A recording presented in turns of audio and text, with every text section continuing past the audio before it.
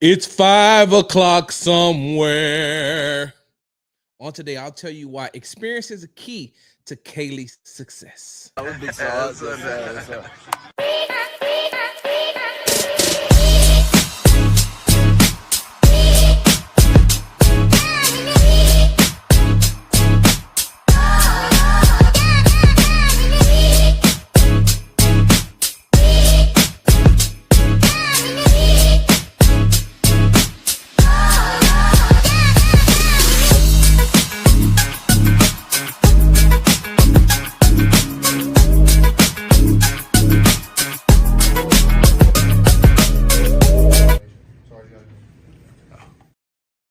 Hey, what's going on, y'all?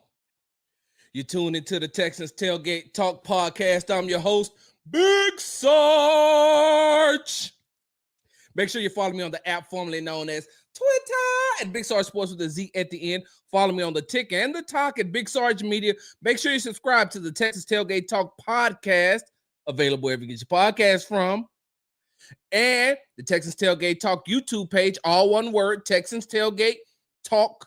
Make sure you follow me on Instagram at Big Sarge Sports with the Z at the end. Because you know we do everything for the gram. And make sure you're going to www.bigsargemedia.com to read all my articles. On today's Wednesday. So on Thursday, there will be a new article out. I had an opportunity to, excuse me 1 second. There we go. I had an opportunity to go down to Birmingham, Alabama to Nico Collins, Texas wide receiver Nico Collins' first youth football camp. And it was amazing. It was amazing. That's something that we'll talk about, a little bit later on. Let me fix this right here.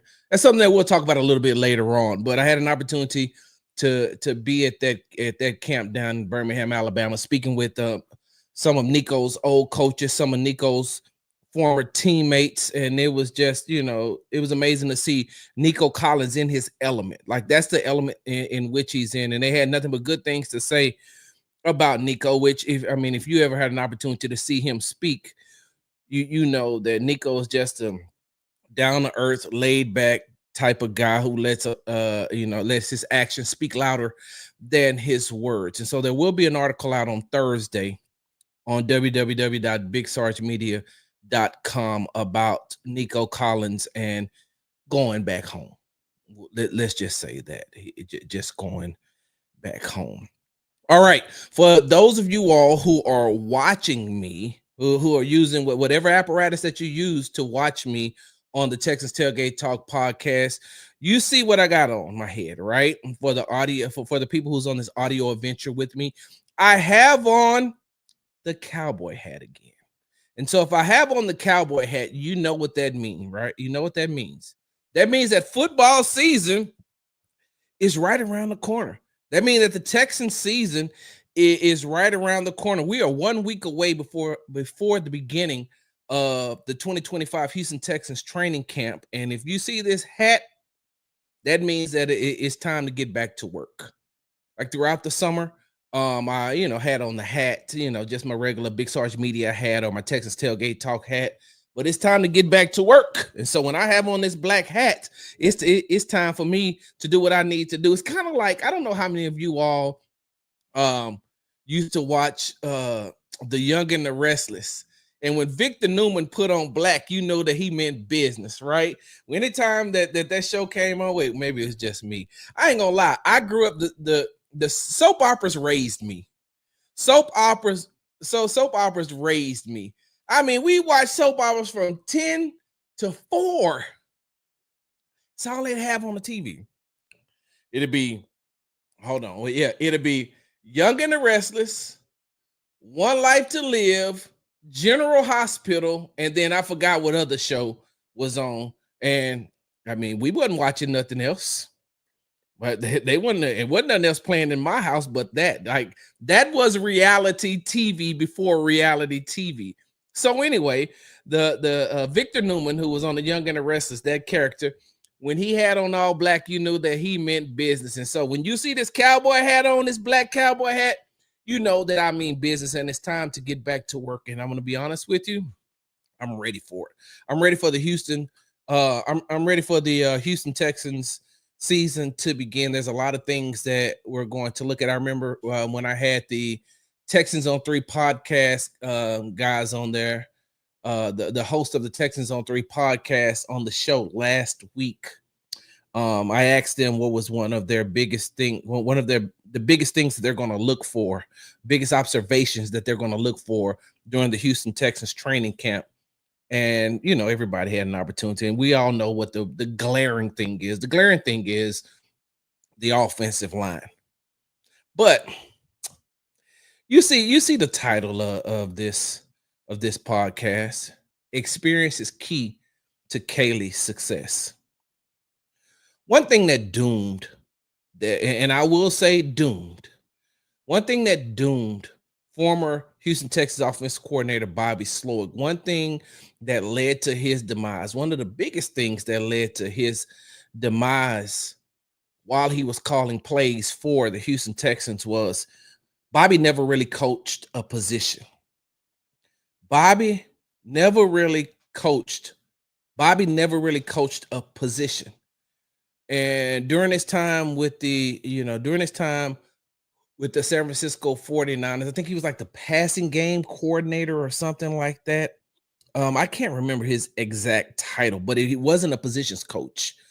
And so when he got the job, when DeMeco Ryans got hired by the Houston Texans, and he brought Bobby along to be the offensive coordinator, because one thing that Bobby is very intelligent. A lot of people don't realize that Bobby got his start. I think his father was a coach, and then Bobby got his start coaching on the defensive side of the ball. Then after that, he went into, what did he work for? PFF or something like that, if I'm not mistaken, doing analytics, and then got back in to the NFL as far as got back into the NFL with the San Francisco 49ers. And so Bobby is a very smart guy. Bobby understands what's going on the offensive side of the ball. Bobby understands, route concepts and blocking concepts, and what the defense is going, a defensive alignment looks like, what an offensive alignment looks like. But one thing that Bobby never did was coach a position. And sometimes, especially on the offensive side of the ball, it behooves you to be able to coach. I mean, it behooves you to have that type of experience on your side.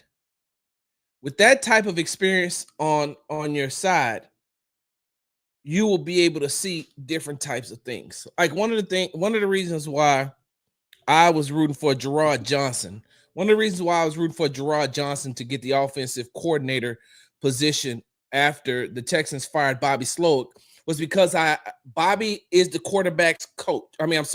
Gerard Johnson is the quarterback's coach. And after Bobby was fired, I figured I thought that even without the experience of calling the plays, Gerard Johnson had been around long enough to see how the offense works, calling offensive plays. He's been, he was a former quarterback. He's coached in the league as far as being an assistant coach, being a positions coach for long enough to know, okay, I know. And he has been around CJ Stroud for so long, he knows CJ's strengths and he knows CJ's weaknesses. Now, I don't know how good Gerard can put together an offense, but I'm pretty sure that he would have brought in the guys to be able to help him out with that type of stuff. But I wanted Gerard to get the job. I was rooting for Gerard to get the job because he was a positions coach. Now, I don't think that the Houston Texans did bad by going out and getting Nick Caley, with his experience coming from with his experience from the New England Patriots, and with his experience with the Los Angeles Rams, coaching under Sean McVay. So being around Sean McVay and being around Josh McDaniels, I don't think that Bobby, I keep saying Bobby, I apologize, y'all. I don't think that Nick Caserio made a bad decision. I don't think that D'Amico Ryans made a bad decision by bringing in Nick Caley. Even though there's still the fear of the unknown. We have no clue on what Nick Caley is going to do because we haven't seen him call one play in the NFL. We haven't seen him call one play as the Houston Texans offensive coordinator. So there's still that 50-50, 50% that he could be good, 50% that he could be bad. No one really knows. But here's where I think that Caley is going to be more successful than Bobby Slowik with this Houston Texans offense. Outside of the fact that you have CJ Stroud going into his third year, outside of the fact that you have Nico Collins and CJ Stroud being on the same page for year 3, outside of the fact that you have a Pro Bowl running back in Joe Mixon, outside of the fact that you do have some talent outside of Nico Collins at the wide receiver position with Christian Kirk, and we don't know what Jaden Higgins, Jalen Noel is going to be, but we do know that they have talent. And given time to get their feet wet, given time to get their feet wet in the NFL, I do believe that the Houston Texans have a chance to repeat as the AFC South champions. I do believe that the Houston Texans have a chance to actually host another NFL playoff game at NRG Stadium.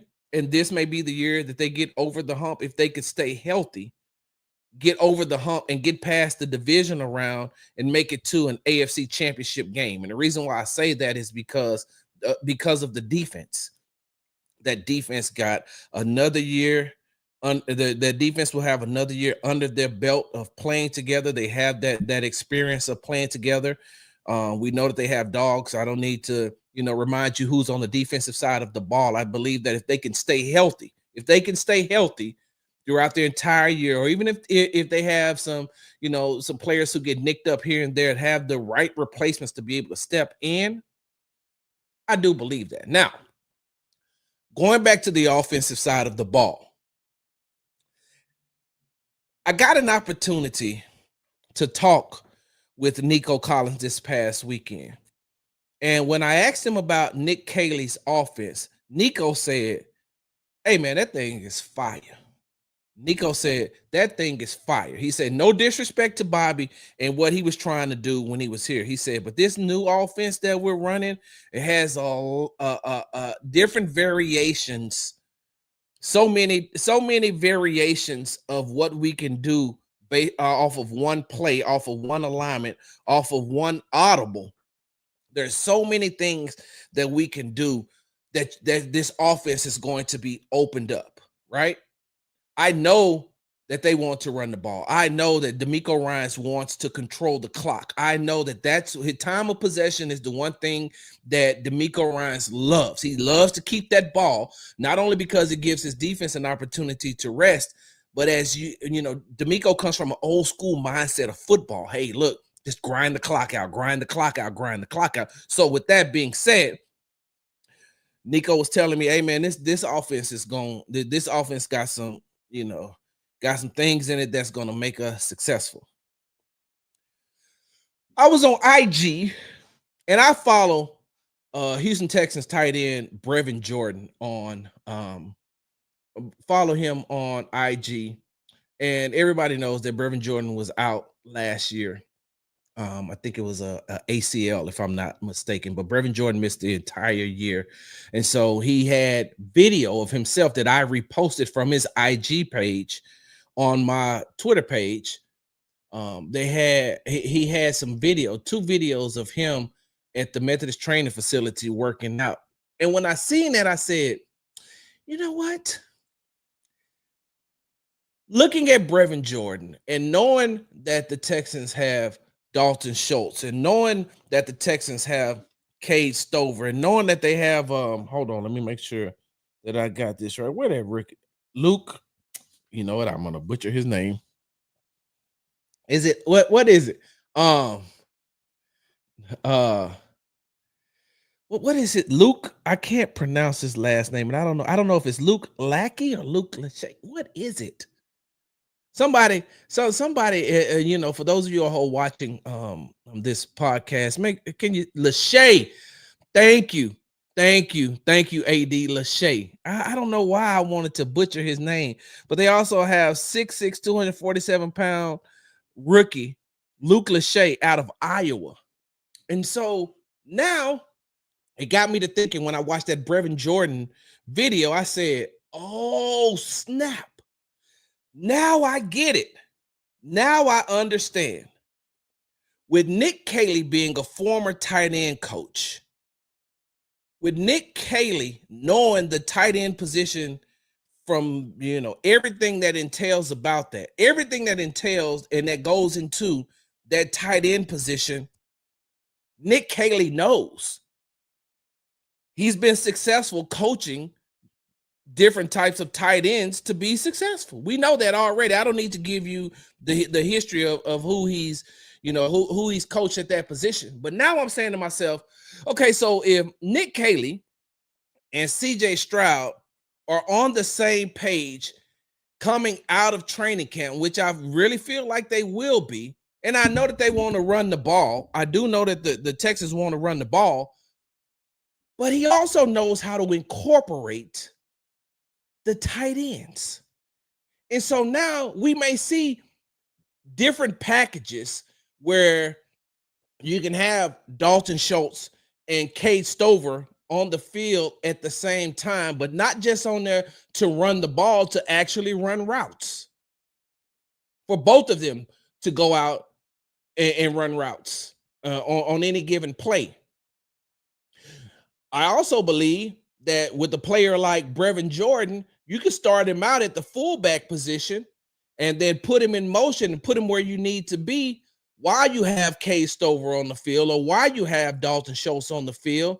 And then you still get those two tight ends on the field at the same time, going out and running routes. And with that being said, these defenses are already going to have to be mindful of Nico Collins. And if Jaden Higgins comes as advertised, if he fits the bill on and continues his, what he did, his successful college years and that translates to the NFL, if that comes over to the NFL, now those two, along with, what they call slot demon in Christian Kirk, you got those three out there, right? And then if you got two tight ends who could also, because we know that Brevin Jordan can go. We know that he can get out. Now, I ain't crazy. Don't get me wrong. I ain't crazy. Brevin Jordan ain't played football in a year. So I don't want to get all, get all excited as far as watching Brevin Jordan play or getting fans excited about watching Brevin Jordan play, because we still don't know how he's going to recover. But the one thing that we do know, that even if Brevin Jordan isn't out there, Nick Caley's experience as a tight end coach can revitalize and re-energize Dalton Schultz's career. It could help a player like a Cade Stover understand his position. When you have that type of mindset and that type of experience, and now Nick Caley is calling these plays. He's calling these plays with the tight ends, with the tight ends in mind. He's calling these plays and he says, I know I know what I can do with a tight end. And I think Jake Moreland, right? Let me make sure I got that right. Where's my roster, y'all? Y'all give me a second. Here we go. Who is the tight ends? Yeah, I was right. Jake Moreland. And that's not to take anything away from Jake Moreland, who is the tight ends coach. But having Nick Caley, that extra set of eyes, helps out a whole lot. And I understand it's the equivalent to how DeMeco Ryans and Matt Burke work together. Of course, we know that DeMeco Ryans knows how to call a defense, and that defense coordinator Matt Burke is also good at his job. But putting those two together, they see different types of things when it comes to the defensive side of the ball. They can see different types of ways that the defenses can be used, and they come together and they put their minds together, and then they come up with the best game plan. Even during in game, they're talking to each other. So that's the exact same way that I feel about when you have Jake Moreland, who's the tight ends coach for the Houston Texans, and you have Nick Caley. Even though he's the offensive coordinator, he has coached that position. So now he's drawing up these plays, or he's putting together these plays, knowing what he can do and knowing how he can utilize the tight end. That's going to help the Houston Texans. That's going to help them that's not only going to help them in the passing game, but I feel like that Nick Caley is going to design some of these run plays. Some of these run plays can look like pass plays, and some of these pass plays can look like run plays. But if you can get those tight ends to buy into what you're doing, then you may see this offense, take that next step that a lot of people believe that they can do. When you go back and you look at the 2 years of Bobby Slowick being the offense coordinator, you never really seen that tight end position take the step that it needed to take. And I'm going to be honest with you, because, I've watched Dalton Schultz play his entire career. Because Dalton Schultz started out with tight end as Dallas Cowboys, and now he's with the Houston Texans. And Dalton Schultz isn't the strongest blocker. We know that. We've seen, I don't want to take some of you Houston Texans fans back down memory lane, but that fourth quarter, the AFC divisional game against the Kansas City Chiefs, you go back and you look at that and you'd be like, Dalton, what are you doing? Like, you at least get a holding penalty, do something. I mean, it was 3 sacks given up, and I think that you gave up those 3 sacks. Dalton, do something, like roll into his legs or something, right? Dalton Schultz is not a strong blocker, which is another thing that maybe Nick Caley can help him out with. Maybe Nick Caley can help him become a stronger blocker. One of the reasons why the Dallas Cowboys wasn't so worried about losing Dalton Schultz was because they knew that he could catch. They knew that he could run routes. One of his weaknesses was he couldn't block. So that's why they didn't mind letting him go, because he couldn't block. And then he came here to Houston, and we've seen, blocking is not his strong suit. So maybe Nick Caley can get him to buy in to blocking. When you have a person like a player like Kay Stover's going to do whatever it is you need him to do.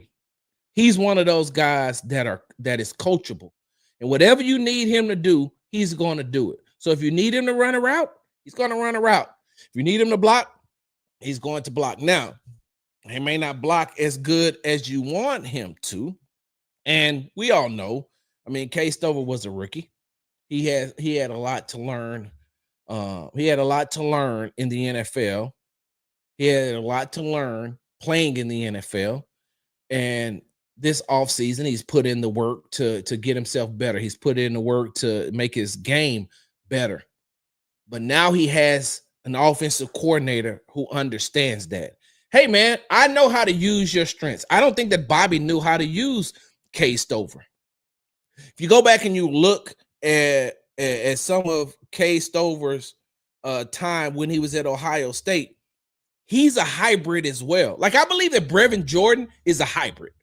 Like, he is a hybrid tight end. When you look at Kay Stover, it could be that exact same way. And now you have a coach, you have an offense coordinator who knows what it takes for a tight end to be successful. Now I'm setting you up and putting you in the best position, not only for you, but for CJ. Because, like we said earlier in the show, look, we know that the offensive line is going to be a glaring issue. because there's no continuity right now. There's Cole Popovich is coming in, taking over for Chris Strausser.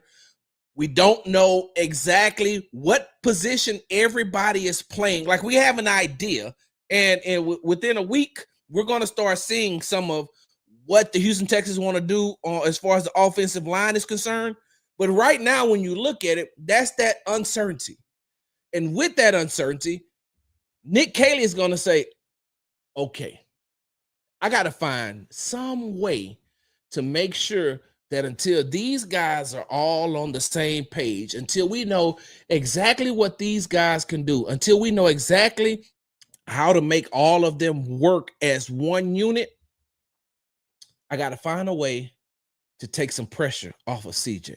There's no possible way that CJ Stroud can take as many hits as he did last season. Can't do it. He can't. What I mean by he can't, that's a lot of wear and tear on his body. It's a lot of rehabbing in the off season from taking those hits.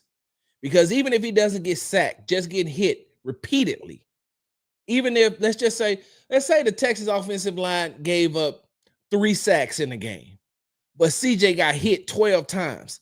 That's a lot. In overtime, in 16 games, and then a playoff game, and then another playoff game, all those hits, by the end of the season, his body is done for. So Nick Caley's going to have to find some type of way to get in there and say, all right, look, hey, hold on. We got to help CJ. And that's our main priority, is to get this offense running and to protect CJ. Like, there's no, hey, let's do this and then do this. No, that goes hand in hand. That's all one. That ain't 1A. That ain't 1B. That ain't 1 and 2. That ain't A and B. That's all one. Protect CJ. Get this offense going. And that's just what has to happen. But I believe that the experience that Nick Caley has as a former tight ends coach is what's going to help that offense. And when you look at it, when you look at what this offense can do, if you look at what this offense will do, let me put it like this. When I look at the Houston Texans offense, even last season, I said to myself, okay, all right, CJ's second year, right? CJ's second year. And I've said, listen, I'm about to sound like we just had 713 day here in Houston, right? And I'm about to sound like a great tape, all right? I'm about to sound like a DJ Screw, like a DJ Screw great tape, right? I'm about to bring it back and bring it back and bring it back and chop it, screw it. You know what I'm talking about? I've said this over and over, and I keep bringing it back, and I keep bringing it back, and I keep bringing it back. Did CJ have a bad season? No. I don't believe that CJ had a bad season. I believe that CJ had a bad season when you compare it to his standards, something that he said. I put it like this. I'm gonna put it let me jump over to the NBA right quick, right? Rocket center Alperen Sengun was an all-star this past season. He made his first NBA all-star team. After the Golden State Warriors series, one of the last things that Alpy said before he left the podium was, I did not have a good season. Even though he made the all-star team, even though he, his time on the court, he had some ups and downs, but for the most part, he had more ups than he did down. But he was saying, I did not have a good season. I wasn't effective enough. I wasn't efficient enough. I know that you're looking at the all-star bid that I got, my first, NBA all-star, but I did not play well. And that's him being, that's him, evaluating himself, being a self-critic. When you look at CJ Stroud, no, the numbers from his rookie year did not go over into his second year, but he still had a good year. He still had a good year despite the circumstances, because there's some people out there, you know exactly who you are. I'm about to talk to you right now. You always try to say, this is one person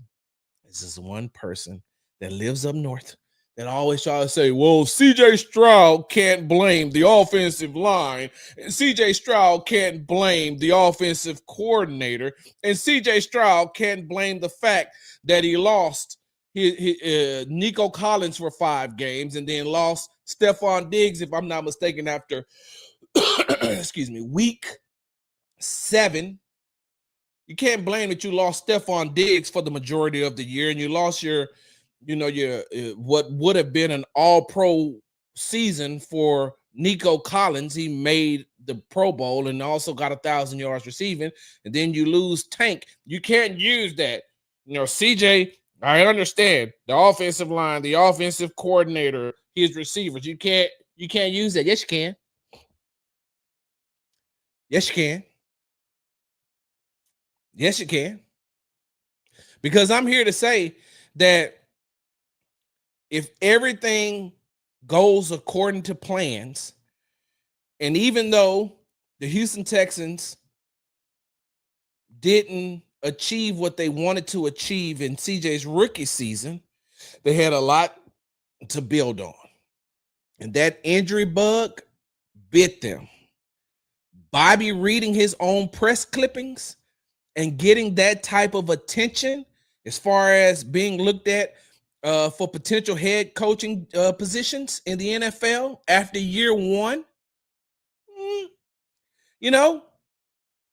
that could get to you a little bit. CJ self-admitted, hey, man, going into this offseason, I'm going to do things a little bit different. And you've seen it. You've seen CJ has been focused on staying out of the limelight. CJ has been focused on staying away from a lot of things and just giving himself time to heal and to work on year 3. So CJ didn't have the best season last year in his sophomore year, but CJ didn't have a bad season in his sophomore year. He had a bad CJ Stroud year. He said that himself. He self-admitted, hey, man, I had a down season. When you look at the numbers and you look at the totality of everything that was going on around him, you can see, hey, man, something just ain't right. Something just ain't right. And don't get me wrong. Hey, look, CJ has also said some of those things that happened is on me. It ain't have nothing to do with the play call. It had nothing to do with the offensive line. It had nothing to do with Bobby. It had nothing to do with nobody else. It had everything to do with me. And so all I'm saying is that when you look at what they're about to do this season, if you can, take your mind and look into, let's just say by mid-season, you can look at it, you can say, I feel that the Houston Texans is going to be this, or I feel like the Houston Texans are going to be that. But you can't really do that though until you see what they're going to do in training camp. That's going to tell a lot. July 23rd, when training camp starts, that's going to tell a lot. And I can't wait. I'm going to be honest with you. I can't wait to see what year 3 for a lot of these players are going to be. And I can't wait to see when, what Nick Caley is going to install on the Houston Texans offensive side of the ball. I'm not worried about the defensive side of the ball. That's why you don't see me talking about the defense a hell of a whole lot. because you already know what you're pretty much getting with all of them. But that offensive side of the ball, and I'm going to tell you when it's really when it's really going to, this is when I will have a better outlook on what I think that the Houston Texans are going to do. They leave for Greenbrier in West. They leave the state of Texas to go to the state of West Virginia to practice before they play their second preseason game. No, before they play their first preseason game, excuse me, against the Minnesota Vikings. And so when they leave, I gotta check, make sure. Oh, I do have that. When they leave that first week in August, and they practice that Monday, Tuesday, Wednesday, Thursday, away from everything, away from everybody, away from the hustle and bustle of being in Houston, away from, having to do things for the family without being pulled from different types of different types of obligations, just like they did last season when they went to Ohio and they practiced those 3 days. For the media members that were out there, we had an opportunity to really just observe what was going on. We had an opportunity to observe what was going on. Wasn't none of those open practices where the fans come out and they watch, because they don't really get deep off into doing a hell of a whole lot when the fans are in attendance. But that time when they're away, last year in Ohio, this year in West Virginia, when they're away, now for 4 days, right? For 4 days, I'm going to be able to see, okay, now this is what they're doing. This is what they want to do. This is how they're going to do it. This is what this is how, when you look at it, okay, I see what Nick Caley is trying to do. And I'm going to make sure, look, y'all know that I ain't going to leave y'all out. I'm going to be there reporting on everything. Reporting on it. Just like y'all remember last year during training camp when I tweeted out, Derek Stingley Jr. is a monster. Remember I tweeted out, hey, Derek Stingley gonna make all pro. Remember I tweeted out, hey, Derek Stingley just caught an interception. Just picked the ball off from CJ Stroud. CJ was trying to throw it to Nico. Stingley picked it off, threw it back to the offense and said, try that shit again. That's exactly what he said. Verbatim. Try it again. You know what the crazy part about that? Derek had 3 interceptions that day.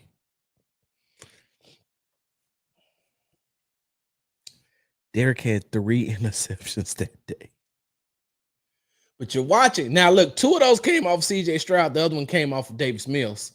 But you're watching and you're saying now, like, they don't have no distractions. It's like watching a high school practice or watching a college practice. Like, they ain't got no distractions. There's nothing going on. They ain't got family in the stands observing. They ain't got to do nothing but get on that bus, come to the field, leave the field, do some media, get back on the bus, and go hang out with each other and become one unit. All right, y'all. I'm about to get ready to get up out of here. Like I said, you see, the black hat is back.